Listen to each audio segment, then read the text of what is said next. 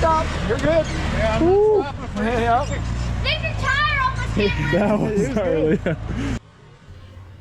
For guys that have overland vehicles, we tend to find ourselves on trails where lockers come in handy. So my brother and I both installed ARB Air Lockers on our front axles. Now the video makes this particular trail look flat, but it's actually an uphill grade, and it's that prime quality Oregon clay that's just slightly wet, and so each one of these rocks has just a little bit of wet clay on it, so it's very slick. And I had front and rear lockers engaged going up this, and that seemed to be just a ticket, but still I was sliding and losing traction everywhere. We'll show you more of this later in the video.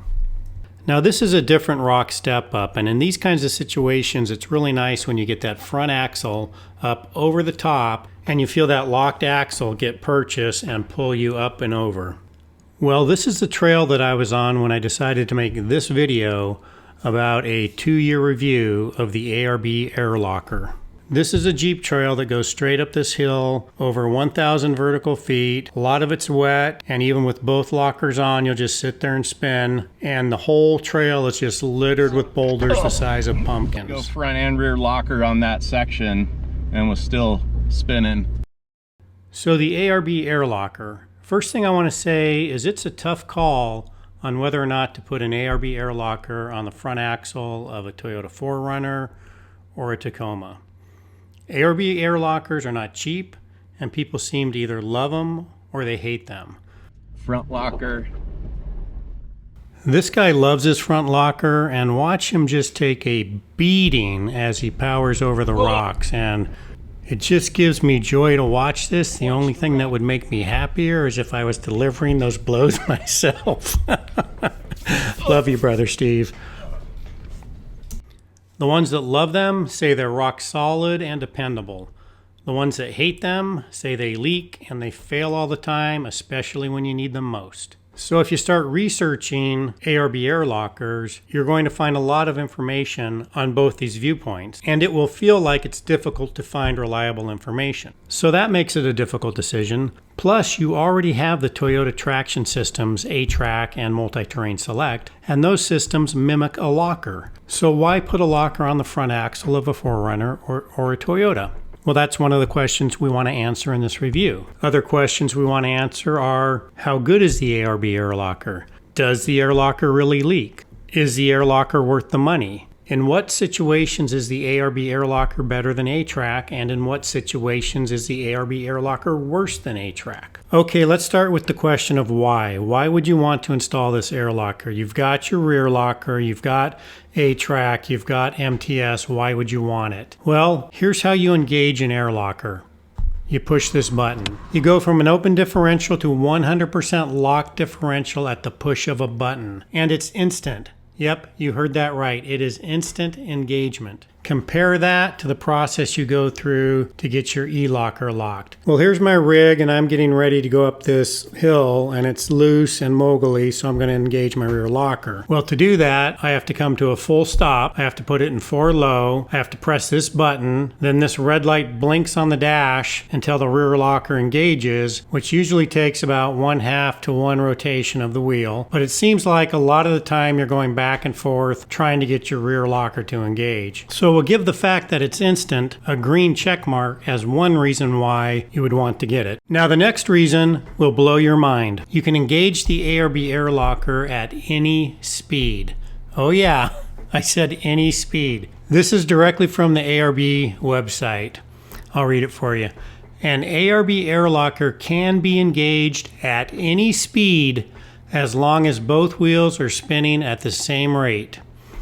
And then it does go on and say, if one wheel is spinning faster than the other, what is called crash locking will occur and can cause damage to the internal gears. We recommend that the vehicle stops and engages the air locker before attempting an obstacle. Okay, well that brings up some questions. Here I am doing a hill climb. The crux of this climb is this turn right here, and as I go into the turn, I'm going to turn my lockers off so that I have more freedom in my front end.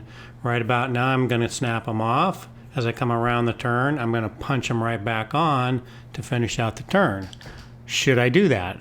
Because I tell you what, I'm not going to come to a complete stop to re-engage my lockers. Well, let's talk about that for a minute while we're driving back up on this ridge. My guess is they put that there because they don't want people trying to engage their lockers on the Autobahn or something like that. For practical purposes, what we do is we engage our ARB Air Lockers at any and all speeds that you would use a locker for in off-road conditions.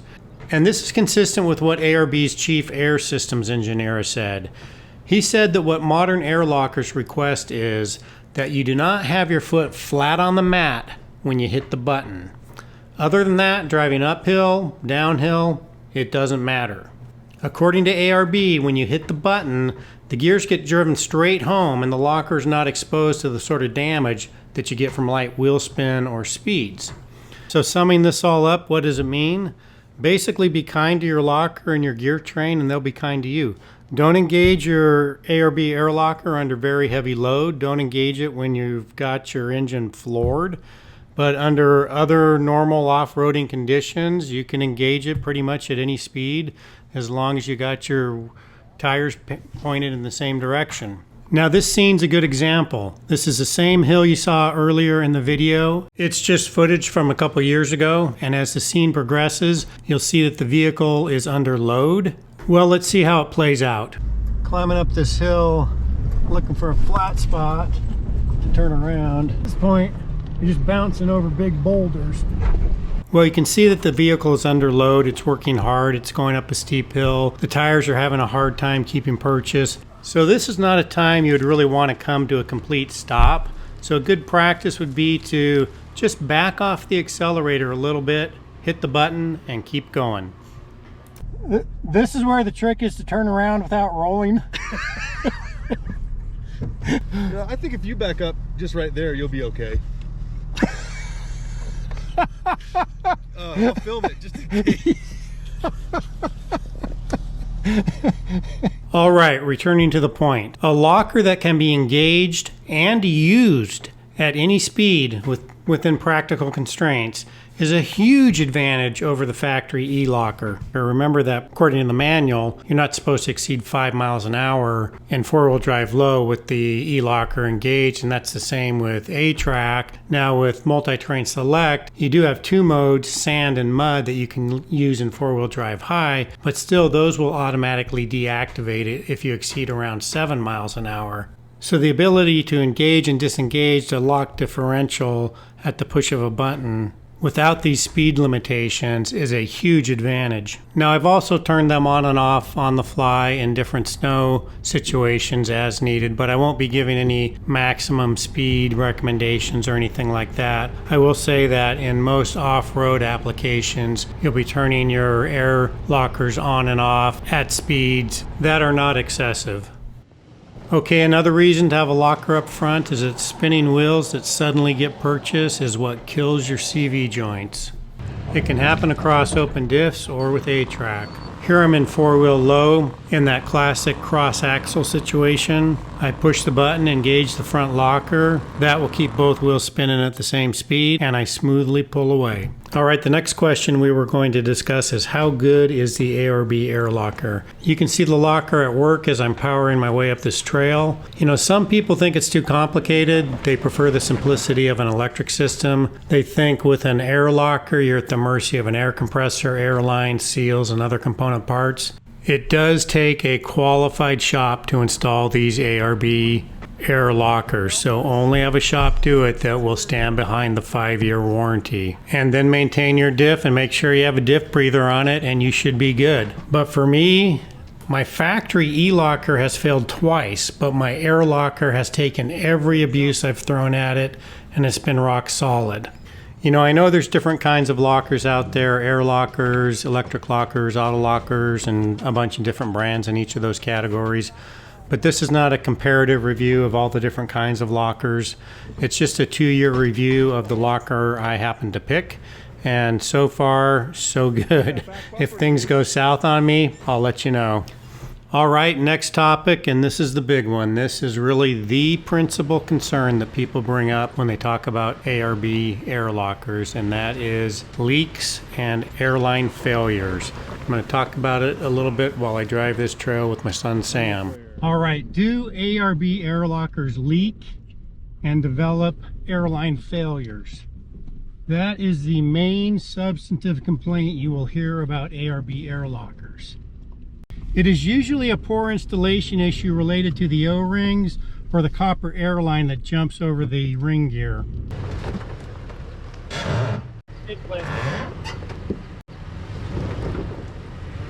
Got a wheel up in the air, you can see the locker's not engaged. Oh my goodness. Look at the squish on that back tire. Time for locker. Engaged front locker, got the tire in the air, still got power. The tire on the ground. It did, yeah. Very nice. Your Jeep's just... Oh, you got a tactical Overland yeah, look at that. chest rig. This is actually Steve's creation. So he came up with it. That has the logo. That's cool. And then it's hands-free, so I can... Yeah, I like that the radio's right I there. can manage the dog, I can talk to you. If you're developing an air leak, you'll know it because your air compressor is going to be constantly recycling. Well, Sam's taking me over the most difficult rock obstacles he can find, so it's getting hard to focus on talking about the ARB Air Locker. But this obstacle actually does a good job of illustrating how great a front locker is, so I may play it at the end of the video. But right now I'm going to jump out of the vehicle and show you some component parts of the ARB Air Locker so I can explain in better detail some of the information related to the air leaks. All right, some of these things are difficult to explain while we're bouncing down trails, so I've stopped. I'm going to show you the actual parts.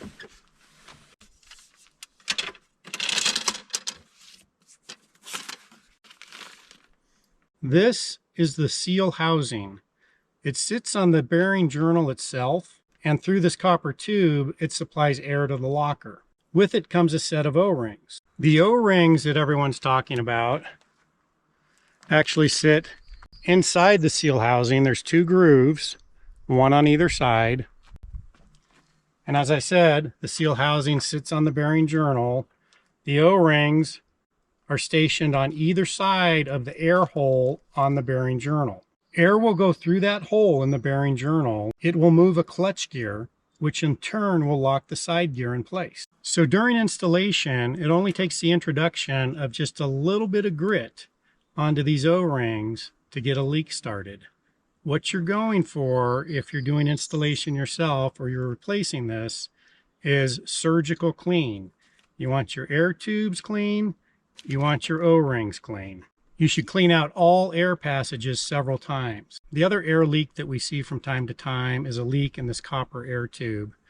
This is the tube that runs up, it jumps up over the ring gear, and occasionally contact is made and this tube can be punctured. But with proper installation, the tube is bendable and you should be able to move it and put it in a position where there's no contact with the ring gear. Now, if you're concerned about getting a leak in any of the external airlines, get one of these kits. They're cheap and you can perform a field repair.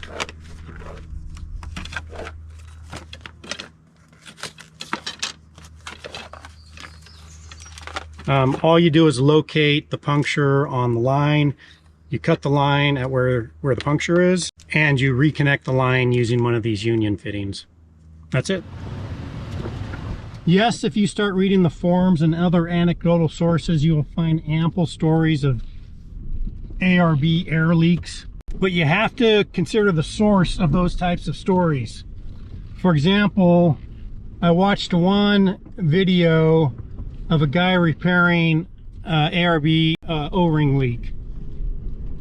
And during the job, his hands were grimy and gritty, and I watched him install the O-rings, and I could see the transfer of grit from his hands to the O-ring.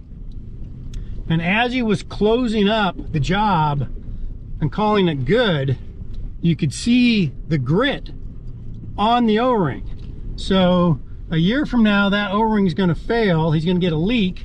He's going to complain that ARB air lockers are crap, when in fact it was an installation issue. Okay, well here's Sam, who I've been following, and seriously guys, these are the trails Sam takes me up when I tell him I just need an easy trail so I can do some narration. Okay, let's sum up this airline leak, airline failure issue. You know, this is the bottom line. It's a mechanical part, so yes, just like there are with all mechanical parts, there will be some issues, but the vast majority of problems when it comes to airline leaks and failures with this locker are installation errors. For example, ARB recommends using a case spreader in every installation. The reason is this: if you don't have enough preload when the seal housing is installed and you give it some gas and torque it, you can actually move the carrier bearing in an upward direction in the inner race of the seal housing, making it move from the O-rings, which will temporarily break the O-ring seal. There's a simple test for this. In four-wheel low, put your foot on the brake and give it a little gas to torque it up. If your compressor cycles on every time you do this, your installer probably did not use a case spreader and get correct preload. The take-home message is, have your ARB locker installed by an installer that knows lockers. Problem solved. Okay, next issue. Whoa, whoa, whoa. Okay, next question. Is the ARB Air Locker worth the money? The answer to this question depends on your driving style and the type of things you like to do. You know, we don't have rock crawling vehicles, but we like to try advanced trails for the overland vehicles that we have. So that being the case, having dual lockers is important to us, and it's a priority on the budget for our builds. If that's not the type of trails that you like to do, you do not need to have lockers. Save your money and spend it on something else. Spend it on something that will directly benefit the overlanding activities that make you happy. So right here I've got the front axle up over the hill, and that locked axle is going to pull me right up and over. It was worth the money that day. The locker is just so smooth, and A-trac isn't. With A-trac I probably would have damaged my side panel in that tree. But if in your style of overlanding you seldom use recovery gear or A-trac or MTS, as I said, you do not need a front ARB Air Locker. However, if a winch is a required item for every vehicle in your group for the trails you tackle, yeah, I think you might like a front Air Locker. And in that situation, so worth the money. We will use this rock obstacle for illustration purposes as we discuss the next question, but first there's a couple things to explain. All right, the next question was, is the ARB Air Locker really better than A-trac and multi-terrain select? Well, we already talked about the fact that the Air Locker is instant and that it can be engaged at any speed. But getting to the core of the issue, a locker will always put torque to the ground to any tire that has traction just as a function of the load on that tire. On the other hand, the biggest downfall with A-trac and MTS and traction control systems is that they are reactive. In other words, you have to physically lose traction for those systems to kick in. To explain that, look at this front passenger tire. I have the locker on, and watch how smoothly the vehicle comes up and over this rock. As I said, a locker will put torque to the ground purely as a function of traction. In contrast, this is what you get when you roll up to an obstacle with A-trac or MTS engaged: a lurching monster. The reason is this: for A-trac to do its thing using brake actuators to pass torque across the axle, you can't back off the gas. You actually have to continue to feed the drivetrain some power. Now this should be done in a controlled, moderate way, but still, the outcome is often that characteristic lurching and jumping that you can get with A-trac and MTS. So when it comes to putting down torque to the ground in a smooth, deliberate way, a 100% lock differential is going to win every time. So back to this rock obstacle, and you'll see as I drop down onto this boulder on my slider, and I teeter-totter there a little, but the lockers do a good job of pulling me nicely on the slider instead of tearing out my undercarriage. So as we watch this, the one other thing on this topic I'll mention is that because a locker will not overheat like a brake actuator will with A-trac, I view A-trac as a tool for short obstacles and casual family adventures, and lockers more for serious off-roading. Now, I'm a fan of A-trac for what it is, but I'll take a locker every day of the week over traction control systems. It's a no-brainer. There's just no other way to say it. You're about to start climbing passenger a little bit.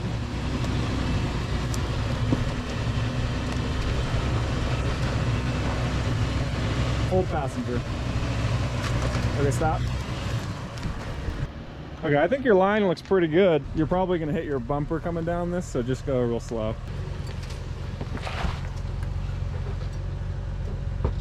Okay, you're down. Oh, just barely avoided contact.